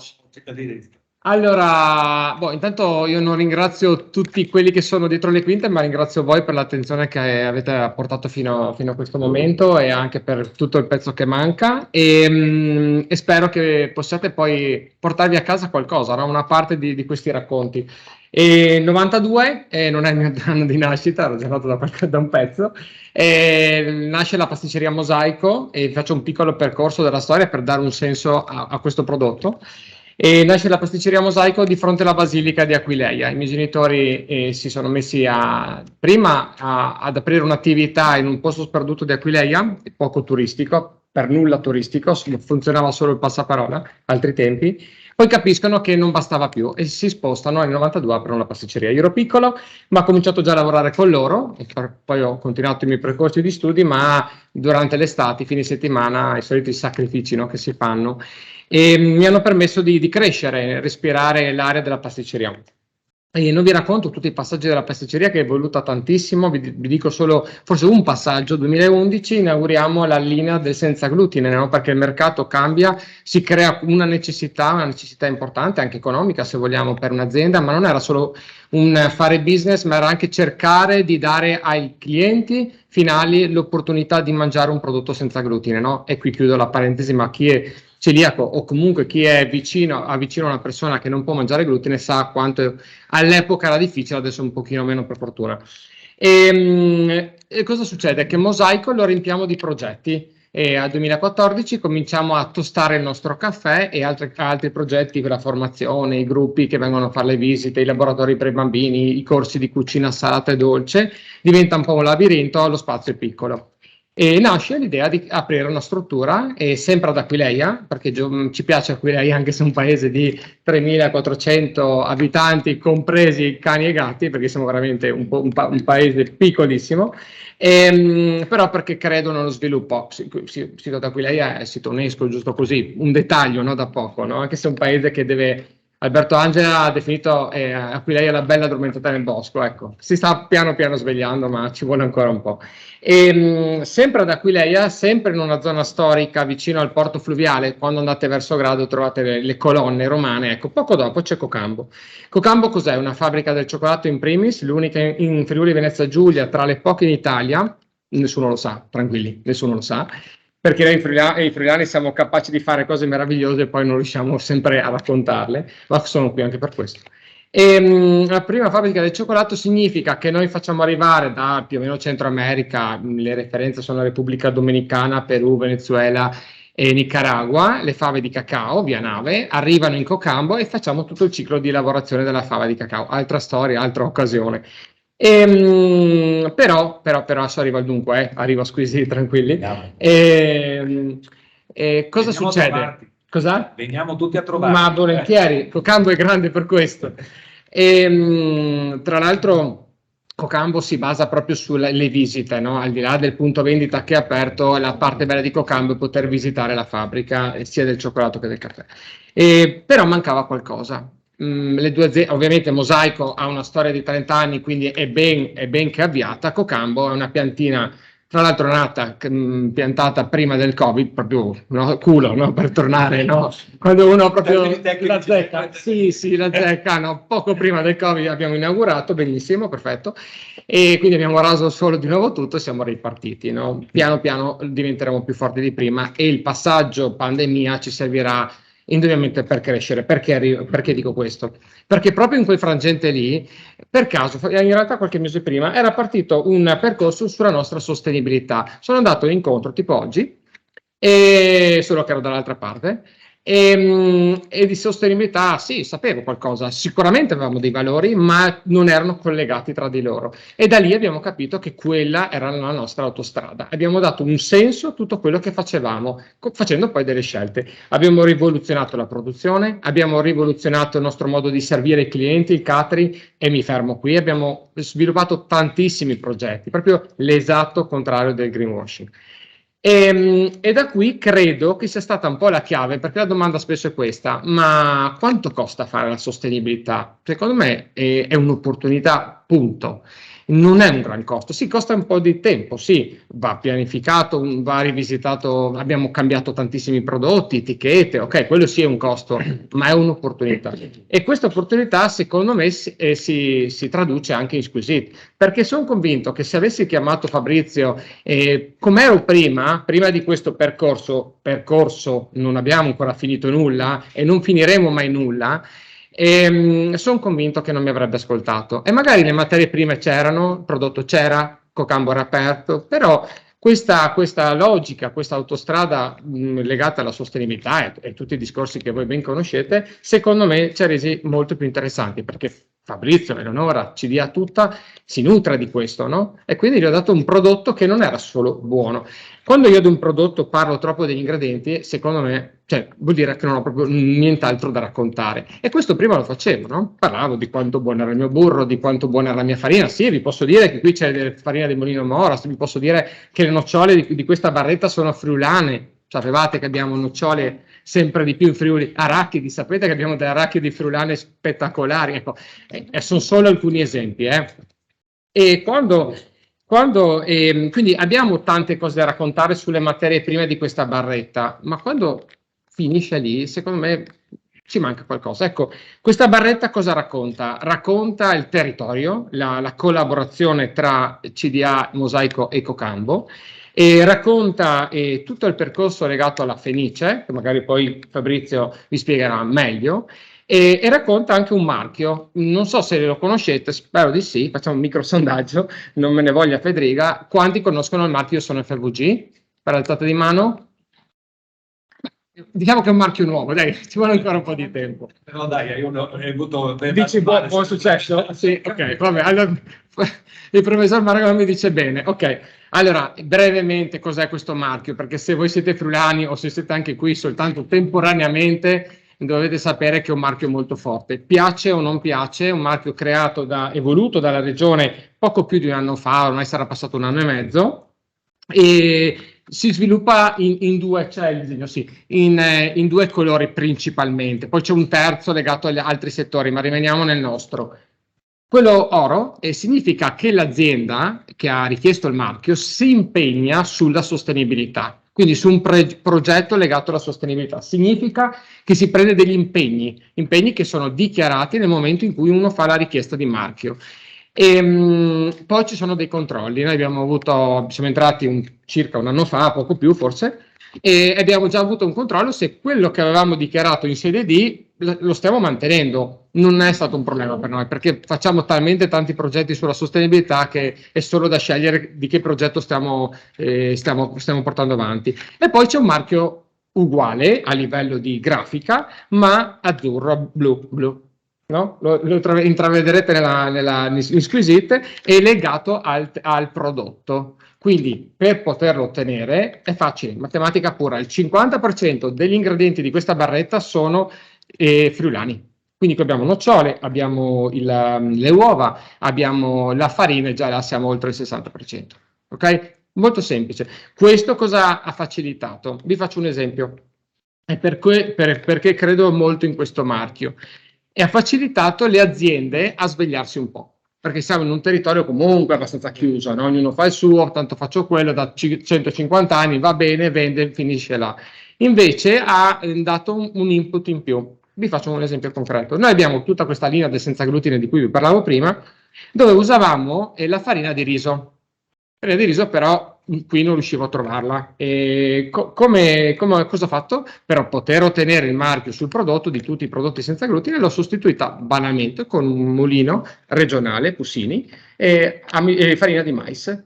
E ho risolto il mio problema della percentuale. Quindi dove voglio arrivare? Che sviluppa negli artigiani la volontà di dire ok, devo trovare una soluzione per poter ottenere il marchio.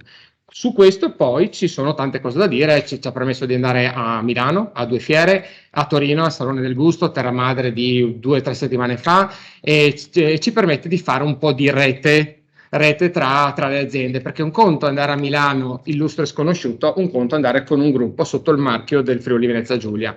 Rimaniamo una regione piccola, però pian pianino cominciamo a sgomitare, ok? Quella regione in alto a destra che tanti non conoscono, no? Ecco, quello è un modo per fare anche, non è una rete ufficiale, ma di fatto come se lo fosse, insomma. Quindi questo siamo noi, quindi sostenibilità, territorio, materie prime, prodotto buono, sì, ok, avrete modo di assaggiarlo, vi toccherà cercarlo o venire ad Aquileia. E ringrazio la CDA e chiudo, perché questo l'ha percepito subito. Ancora prima di assaggiare già la storia gli piaceva e abbiamo ovviamente collaborato assieme per renderla ancora più interessante. Sul passaggio della Fenice, che è un passaggio chiave secondo me, tra l'altro non è l'unico prodotto che ha queste caratteristiche, e lascio la parola a Fabrizio perché è molto interessante. Grazie. Grazie. Privilegio del pro. Grazie Piero, in realtà noi abbiamo fatto ben poco, il prodotto è buono perché lo ha fatto Piero. No, quindi insomma sicuramente i meriti del raggiungimento del prodotto sono più verso il Cocambo che non verso il CDA. Noi ci siamo solo accorti appunto che c'era del buono in tutto quello che faceva Piero, ecco. Abbiamo parlato prima di obiettivi di beneficio, no? Che fanno parte della nostra anche società benefit, eccetera.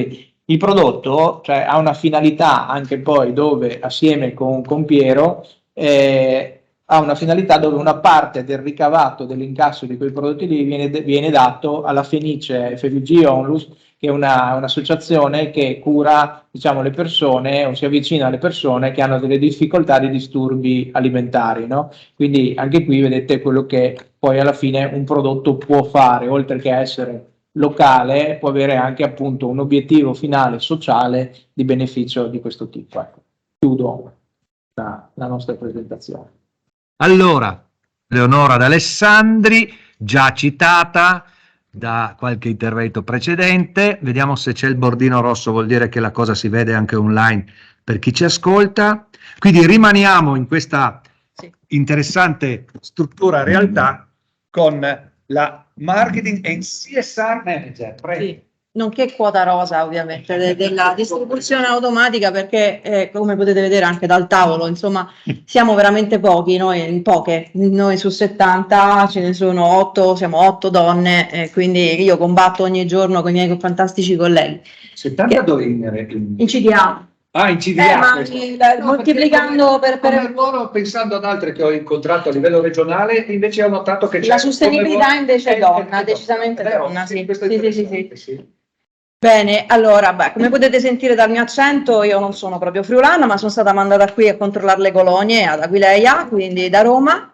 Il mio percorso di studi è un percorso l'ho fatto a Roma, sono laureata in comunicazione. E poi sono venuta qui, varie vicissitudini, sono rimasta qui, ho incontrato Fabrizio, la CDA, che è diventato il mio cliente. Io lavoravo in un'agenzia di comunicazione, per 14 anni ho lavorato qui in un'agenzia di comunicazione, CDA era il mio cliente. Diciamo che un percorso normale per chi fa il mio lavoro è quello di l'evoluzione, diciamo, di passare dall'agenzia al cliente. Quindi CDA ha pensato bene di prendere il know-how che io avevo sviluppato dal 2009 fino al 2017, prenderlo e portarlo in azienda e quindi farsi il reparto marketing interno. Nel frattempo avevo imparato a conoscere CDA, avevo lavorato come comunicazione sulla sostenibilità, sui primi bilanci sociali, sulle prime iniziative, e ho cominciato ad appassionarmi. Messo il piede in CDA, sono stata completamente contagiata da questa cosa e ho frequentato un master all'Università Cattolica di Milano che mi ha permesso di iscrivermi all'albo dei CSR Manager e quindi di diventare una delle poche donne della sostenibilità, della distribuzione automatica, in più CSR Manager, perché di CSR Manager nel nostro settore siamo in 3 e siamo 3 donne tra l'altro. Quindi diciamo che la sostenibilità è donna. Io di che cosa vi voglio parlare? Vi voglio parlare di qualcosa che sicuramente conoscete. Sapete che un modello di business sostenibile, quello di cui mi occupo è quello sempre di ragionare sempre ed esclusivamente su tutto quello che faccio, tutto quello che riguarda l'azienda, valutando l'impatto che l'azienda ha sul territorio, quindi profitto, ok, lo diamo per scontato, sulle persone e sul pianeta. Quindi per me le 3P, io davanti nella mia scrivania, davanti proprio al mio computer, ho sempre la mia matrice, la mia analisi di materialità, dove io so esattamente dove muovermi per qualsiasi tipo di attività di comunicazione. Voi vi starete chiedendo, ma che cosa può fare, che valore può generare un'azienda che si occupa di distribuzione automatica? Noi siamo automatici. Fabrizio venne da me nel 2009 dicendo che io non voglio più essere quelli delle macchinette, vogliamo far percepire alle persone che noi facciamo anche qualcos'altro, facciamo di più. E da lì è iniziato questo percorso, quindi profitto, persone, pianeta. Quando nel 2020 siamo diventati società benefit, tutto è cambiato, perché a queste 3P abbiamo aggiunto la 4ª P, purpose, lo scopo. Ci siamo chiesti, se CDA non esistesse, che differenza ci sarebbe? Che differenza fa CDA? Non posso tirarmela così tanto e dire nel mondo, ma CDA almeno sul territorio del Friuli Giulia, che è il nostro mercato. Se CDA non ci fosse, cosa succede? Qual è lo scopo? Perché ci siamo? Perché non potevamo continuare a fare la guerra con i nostri competitor, con le macchinette che avete qua dentro sul Kinder Bueno. Il Kinder Bueno lo produco, cioè lo metto io nella macchinetta come lo mette Gianpietro, come lo mette il gruppo Illiria che è presente qua dentro, così come i distributori automatici quelli che ho io sono esattamente identici a quelli che ha Gianpietro, a quelli che hanno tutti quelli che fanno parte della rete di ora. Come facevamo a fare la differenza? Era il come, il perché gestiamo distributori automatici e come pensiamo di gestire questi distributori automatici. Noi ci siamo detti questo, questa è una scritta che è presente nella nostra sala riunioni, abbiamo utilizzato l'acronimo CDA che tecnicamente starebbe per Cattelan Distributori Automatici, e noi l'abbiamo trasformato, ci siamo dati uno scopo e l'abbiamo chiamato Casa da Amare. E tra l'altro vi dico, su questo scopo dobbiamo ancora lavorarci tanto, perché oltre a essere CSR Manager, adesso tra poco aggiungerò un'altra piccola sigletta al mio ruolo e diventerò CHO Manager, cioè Chief Happiness Officer, cioè mi occuperò del benessere e della positività nella nostra organizzazione. E quindi lavorare sullo scopo diventerà un progetto di intelligenza collettiva di tutte e 70 le persone che fanno parte di CDA.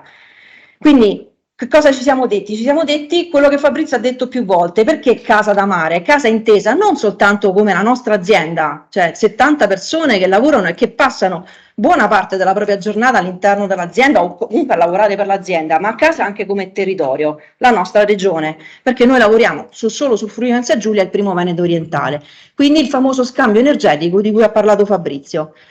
Come lo facciamo? Lavoriamo su 3 asset che sono per noi strategici in questo senso, sul quale pianifichiamo tutti, quindi c'è una parte di filantropia, una parte di welfare destinato alle risorse interne e una parte destinata al territorio.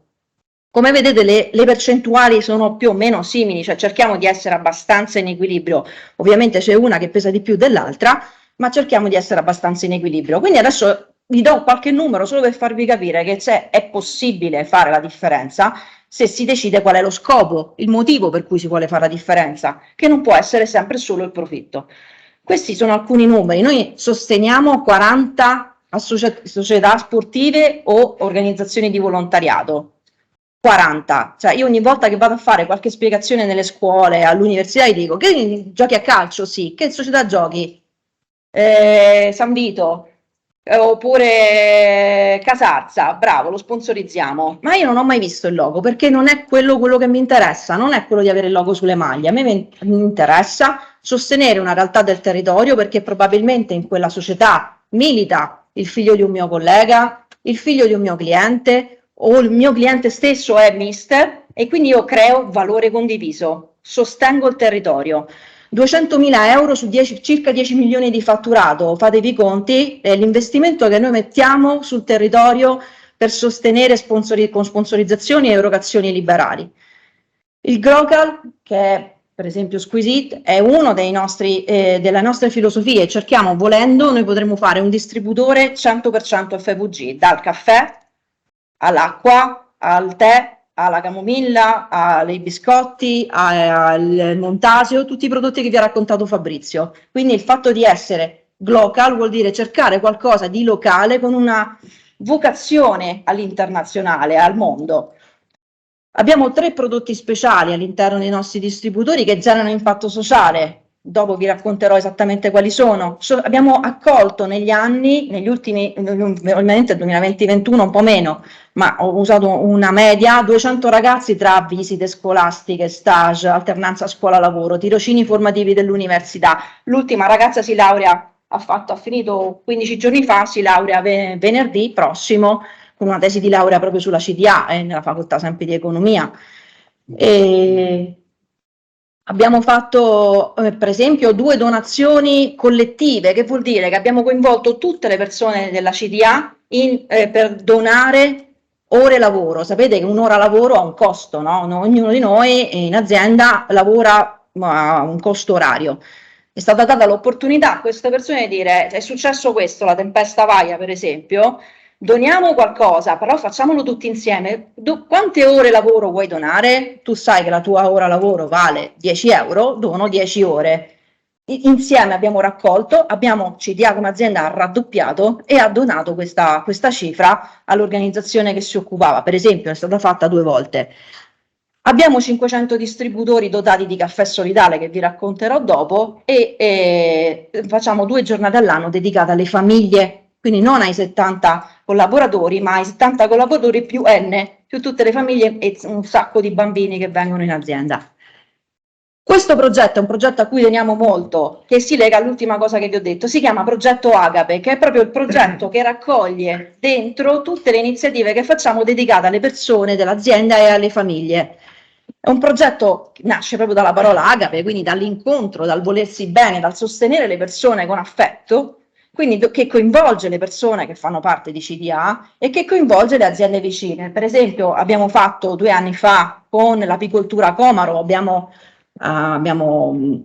adottato delle arnie, ma le arnie le abbiamo portate in azienda, abbiamo fatto venire tutti i bambini, le abbiamo personalizzate, gli abbiamo raccontato perché l'ape è importante, perché l'alveare è importante per l'ambiente e per la natura, e abbiamo ovviamente ricevuto il miele delle nostre arnie, e ogni stagione riceviamo le foto che vengono mandate ai bambini, ai figli dei miei colleghi, dove raccontiamo queste api cosa hanno fatto in questo periodo. Per esempio, quest'anno l'abbiamo fatto col mulino Moras, quindi abbiamo raccontato che importanza del mulino, della farina, del grano, eccetera. Ogni anno cerchiamo un argomento diverso che va a toccare quello che ci riguarda, quindi l'ambiente, la farina. Lo faremo anche con Piero col cioccolato, perché è uno dei prodotti principali dei nostri distributori automatici. Quindi consiste in un progetto di formazione, un progetto di sostenibilità ovviamente, didattica e coinvolgimento delle risorse. È un progetto che va avanti tutto l'anno. Adesso a Natale facciamo la solita cena di Natale, cosa che si fa sempre, ma cerchiamo di trasformarla in un progetto che rientra all'interno del progetto Agape. Impatto economico e sociale, il caffè microdono. Che cos'è il caffè microdono? Adesso vi ho messo, quella è l'etichetta che c'è sui distributori, è un caffè solidale, vuol dire che al distributore automatico voi trovate un caffè che costa 10 centesimi in più, ma è lo stesso caffè, cioè 6 euro caffè, un euro caffè che invece che 30 centesimi costa 40 centesimi per esempio. Perché costa 10 centesimi in più? Perché noi quei 10 centesimi a fine anno li raccogliamo, li raddoppiamo e li doniamo alle onlus che abbiamo dichiarato sul distributore automatico. Ma attenzione, chi le sceglie queste onlus? Non le sceglie né Fabrizio Cattelan né Eleonora. Facciamo ogni anno, io adesso a breve lo farò, di solito lo faccio a novembre, coinvolgo tutto il personale della CDA e gli chiedo: avete qualche onlus da suggerire? Che può essere perché ci fai volontariato, perché purtroppo ne hai avuto bisogno o perché ci sei venuto a contatto per qualche motivo. Quindi lo stakeholder engagement parte da dentro l'azienda. Prima coinvolgo le persone dell'azienda e poi coinvolgo i miei clienti a fare lo stesso. E quindi i miei colleghi e io stessa ovviamente siamo coinvolti in prima persona e siamo noi i promotori stessi del progetto. Stessa cosa, spreco alimentare. Uno dei nostri problemi della distribuzione automatica è che il prodotto, se non viene consumato, scade. Allora, la maggior parte dei prodotti hanno una vita lunghissima, ma ci sono i prodotti freschi, panini, tramezzini, pizze. Cosa succede? Che ci facciamo con questi? Cioè, avevamo un problema. Cosa facciamo con i prodotti? Allora, ci siamo dati prima di tutto una regola. All'interno dei nostri distributori i prodotti vengono tolti almeno 2 giorni prima della scadenza, in modo tale che per un servizio di qualità, oltre che di sicurezza alimentare, il mio cliente non si trovi mai davanti a un prodotto che quel giorno scade. Perché comunque se sta lì vuol dire che sta lì almeno da 10 giorni, 15 giorni, quindi forse il panino non è proprio al massimo. Quindi 2 giorni prima lo togliamo, ma se lo togliamo 2 giorni prima vuol dire che è ancora edibile. Allora cosa abbiamo pensato di fare? Abbiamo fatto un accordo con la Croce Rossa, per cui ogni giorno i miei colleghi riportano a casa quel poco, per fortuna, di prodotto ancora non scaduto, quindi edibile, ma non più vendibile all'interno del distributore, e lo doniamo alla Croce Rossa. Da gennaio lo doneremo al Banco Alimentare, perché insomma cerchiamo anche di rinnovare un po', aprire, cioè non sempre gli stessi. Quindi considerate che in un anno, nel 2019, abbiamo consegnato 30.000 prodotti. Considerate che un panino sono circa 1 euro, quindi moltiplicate. Succede il 2020, quando all'improvviso col lockdown, tutto chiuso, aziende chiuse, distributori staccate la corrente, ci siamo trovati con un volume di roba che bisognava per forza dare in qualche modo. Quindi è stato fondamentale essere allenati alla reazione in un momento di crisi, grazie a un modello di business sostenibile che ci ha permesso di non perdere e di non creare spreco. Il fondo di caffè ve l'ha raccontato Fabrizio: problema, soluzione, ma non soluzione standard, soluzione che crea impatto, quindi fondi di caffè che potessero essere recuperati. In questo momento questo progetto è fermo per un cavillo burocratico, ma speriamo che entro l'anno forse no, entro il 2023 riusciamo ad andare avanti con questo progetto. La plastica, 19 milioni di bicchieri dai nostri distributori fino a poco tempo fa erano 19 milioni di bicchieri in plastica, 19 milioni di palette in plastica. Adesso l'Unione Europea ha cambiato le regole per cui le palette in plastica non ci sono più, c'è la bioplastica, c'è la carta, c'è il bambù, sono varie alternative. I bicchieri in qualche modo bisognava crearne qualcosa, quindi bisogna cercare di dare valore anche a questo. Quindi, per esempio, una cosa banale, l'installo delle fotocellule nei distributori automatici dove tu puoi utilizzare la tua tazza in ceramica. Tu metti la tazza, il distributore riconosce che c'è già un bicchiere, non eroga il bicchiere in plastica e tu consumi dalla tua tazza. Ovvio che non è applicabile dappertutto perché, insomma, immaginatevi gli operai della Cimolai che viaggiano con la tazza attaccata alla tasca, ovvio che non si può fare, però tutta la parte uffici, cioè una piccola parte comunque crea valore, comunque genera impatto. Un altro progetto, una banalità. Io ho la croce, 2 volte l'anno, di fornire divise ai miei colleghi. È una croce, perché i miei colleghi fanno un lavoro di fatica, un lavoro usurante, e le divise devono essere buone, però si consumano facilmente. Quindi abbiamo volumi di divise vecchie, che però sono un po' logore, e noi ci teniamo molto anche all'aspetto del mio collega, perché viene a casa, va a casa delle aziende, no? Quindi deve essere vestito, tenuto in un certo modo. Che ci faccio con queste benedette divise? Un altro problema, generiamo valore. Ho conosciuto Carpos, che è sempre una onlus, che si occupa di servizi sociali. Dentro Carpos c'è un progetto che si chiama Ridoprin Lab, che è una sartoria sociale che dà l'opportunità a donne principalmente con difficoltà sociali di rimettersi sul mercato e quindi di imparare a cucire, a creare prodotti, oggetti, vestiti, un po' come fanno anche nei carceri, non so se avete presente, e quindi di creare progetti. Insieme a loro io gli ho dato tutte le nostre divise, abbiamo raccolto tutte le nostre divise usate e loro hanno creato questi fantastici astucci, hanno fatto astucci, zaini, borse, tutto con le nostre divise. Questo, se vedete che ci sono vari loghi diversi perché sono anni di divise, questa è l'evoluzione del nostro logo, ci sono varie cose. Quindi anche così, cosa ho fatto? Ho creato impatto ambientale perché ho fatto un progetto di economia circolare, ho creato impatto sociale perché ho dato l'opportunità a questo Ridoprin Lab e alle persone di creare qualcosa che avesse valore, e ho creato impatto economico perché ho sostenuto una onlus e ho dato anche l'opportunità ai miei colleghi di partecipare a questo progetto. I distributori automatici sono dei grandi frigoriferi fondamentalmente. Cosa abbiamo fatto? I distributori automatici hanno una vita infinita. Ci sono distributori automatici che hanno più di 20 anni e fanno un caffè ottimo, un po' come la moka, più consuma e più è buono il caffè.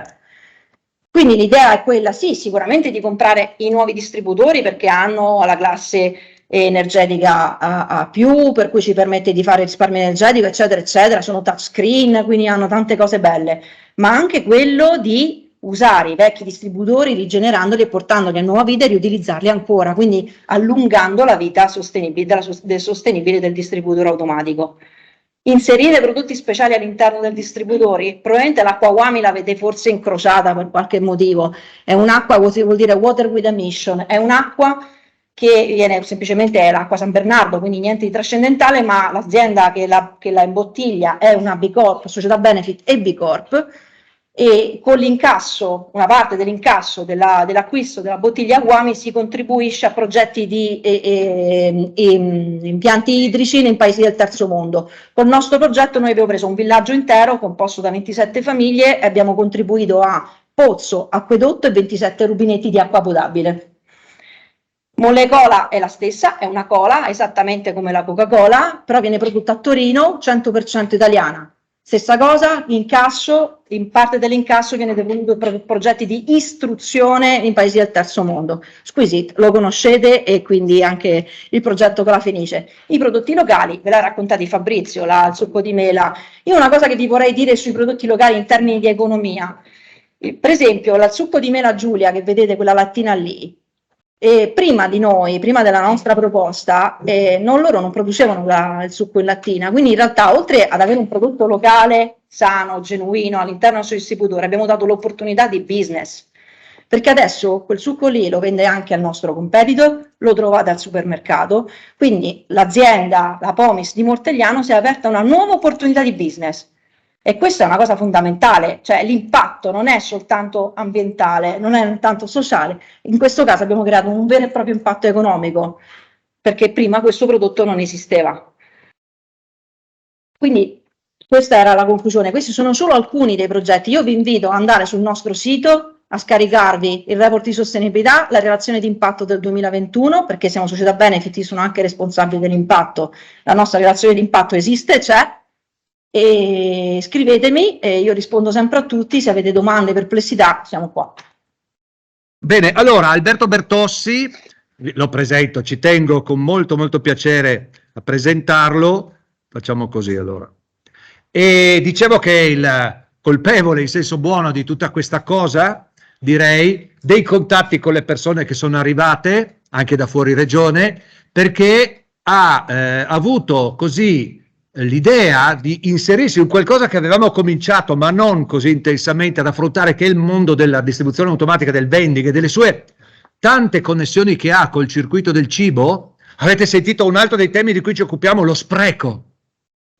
L'abbiamo studiato ed altre cose, ma non all'interno del vending.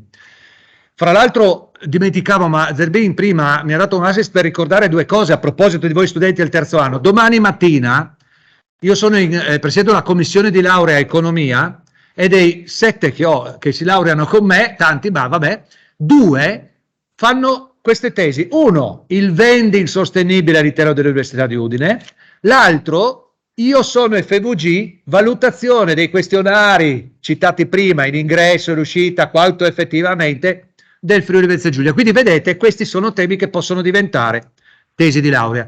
Nel caso del dottor Alberto Bertossi, il tema è diventato la sua tesi di dottorato di ricerca, e successivamente, questo succedeva a febbraio, dopo qualche mese è diventata la tematica centrale del suo, in termini si dice postdoc, cioè di un assegno di ricerca che adesso sta svolgendo assieme alla collega Troiano e a me, proprio sui temi della distribuzione automatica e non soltanto, e stiamo sviluppando queste cose. Poi c'è l'inserimento fresco della nuova laureanda che lavorerà su questo, Chiara, e insomma vedete quante opportunità. Alberto, i tempi li sa lei, perché abbiamo deciso assieme quant'è il tempo che ci siamo dati. Le passo la parola.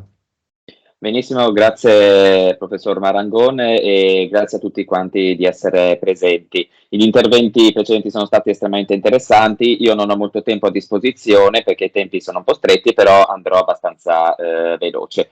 Oggi io vi presenterò 2 ricerche che ho condotto negli ultimi mesi, anche presso l'Università degli Studi di Udine, con lo scopo di capire effettivamente se e come il settore della distribuzione automatica è sostenibile oppure no.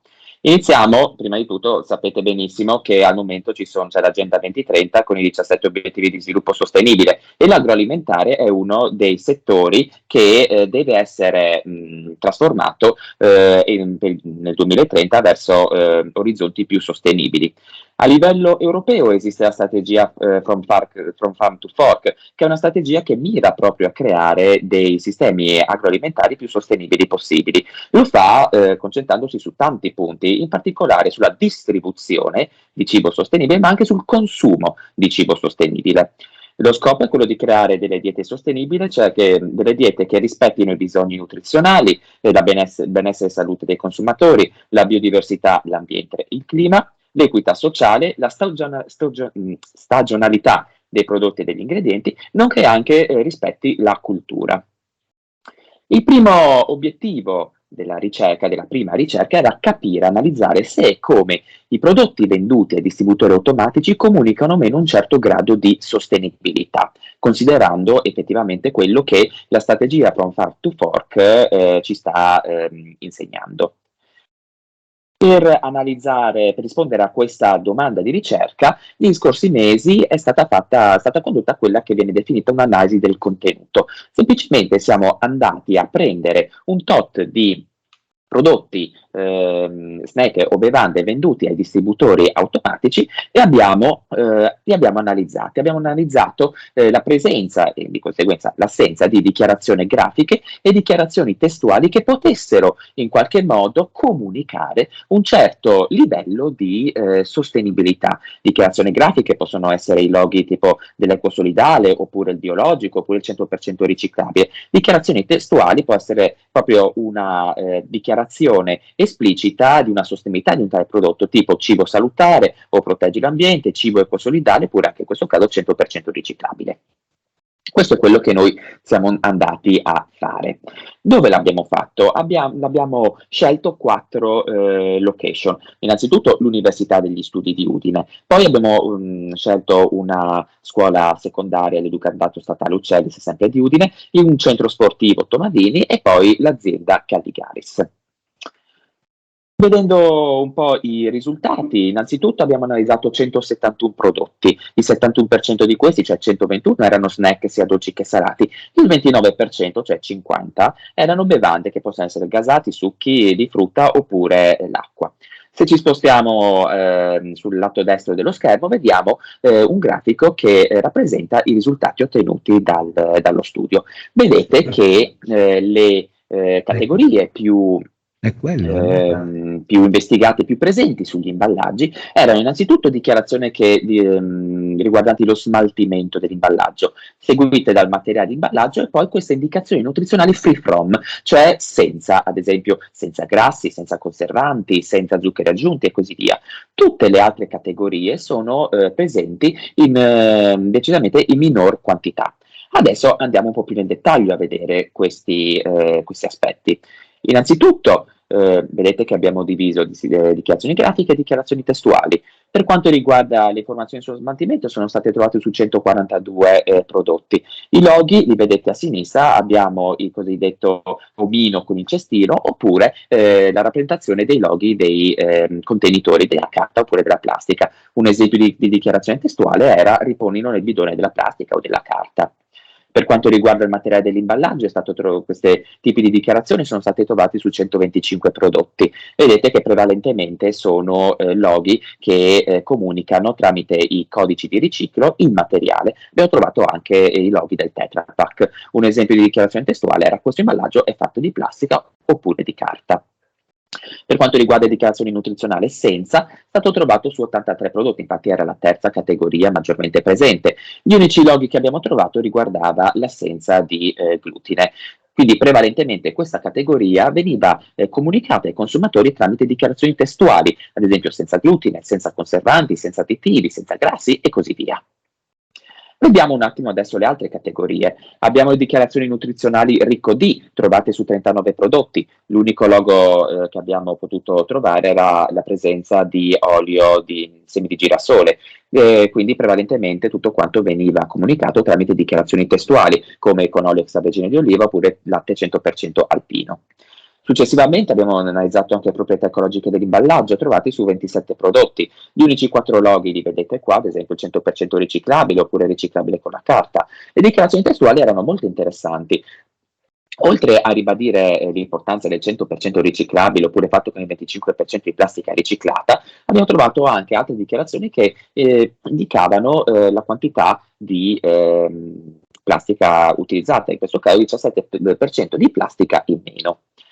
L'altra categoria riguarda le dichiarazioni stile di vita, quindi tutte quelle dichiarazioni che andavano a comunicare delle caratteristiche del prodotto idonee per certi tipi di consumatori, tipo i vegani, i vegetariani o i celiaci.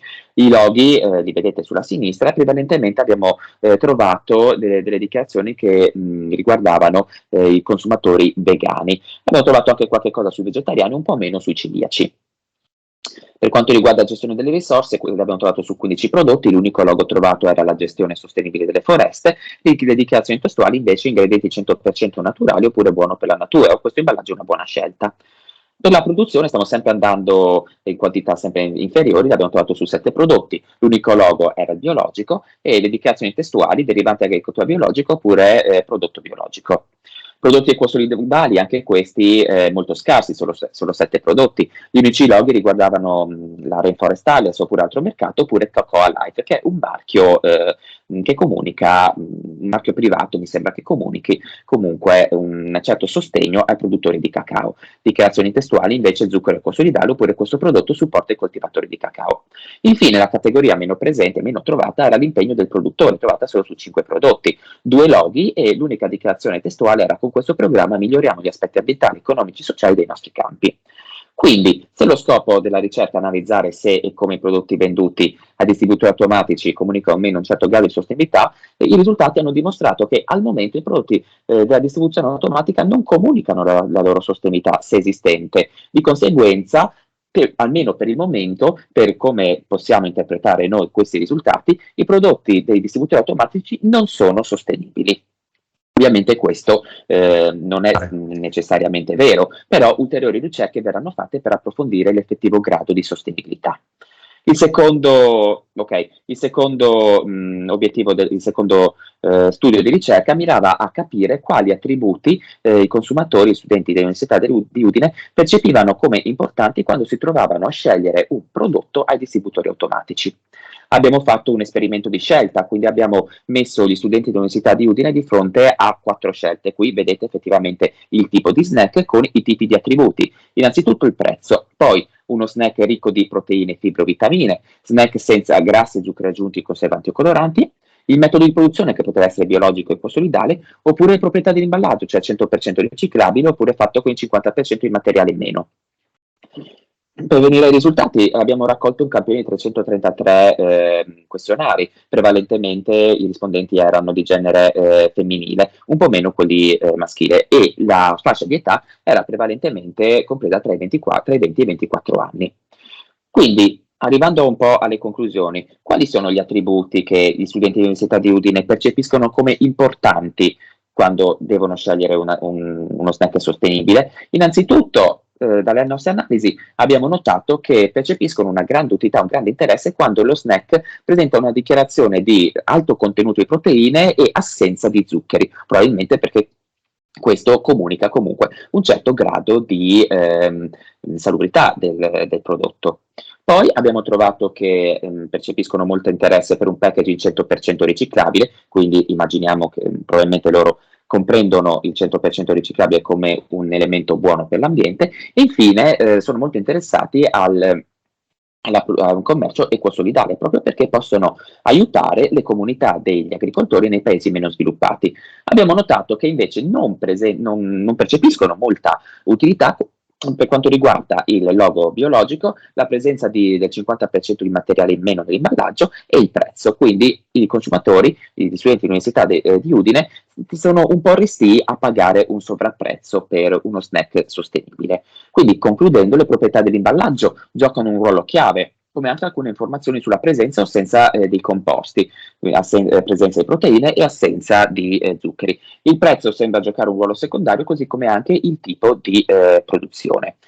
Io dovrei essere stato nei tempi, vi ringrazio per l'attenzione. Se poi volete avere maggiori informazioni, questa è la mia mail. Grazie. Grazie a tutti quelli che ci hanno seguito anche online, grazie.